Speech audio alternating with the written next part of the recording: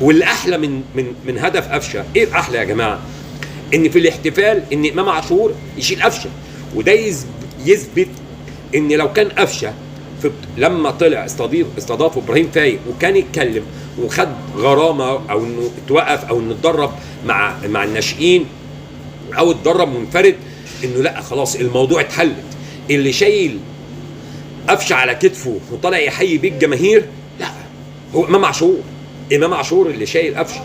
ودي رساله مهمه لكل الناس، ان اوضه اللبس، لا اوضه اللبس كويسه، اوضه اللبس ما فيهاش مشكله، اوضه اللبس ملموم.